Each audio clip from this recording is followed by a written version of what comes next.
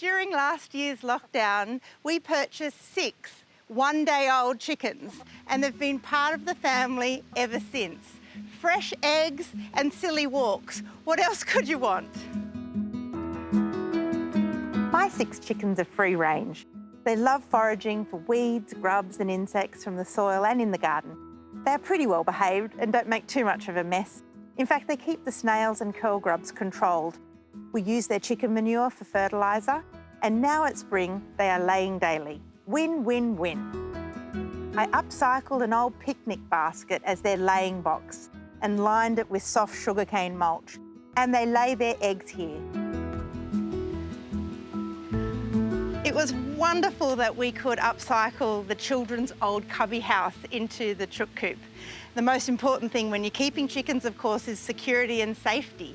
So we were able to line the inside of the chicken coop with the galvanised steel mesh from Jack's, which was great, and that protects them at night from sea eagles, foxes, rodents, all those baddies. So we made a little door and lined that with mesh as well, so they're safe and sound.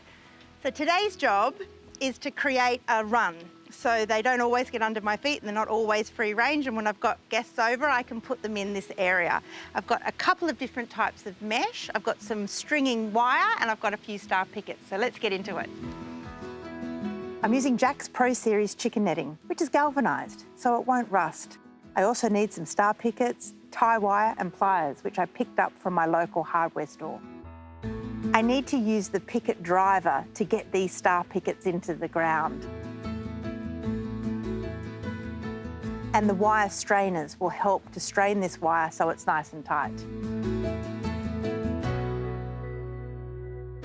Well, I think the girls are happy in their new home. They've got plenty of room, and now is the time to give them a few things to play with.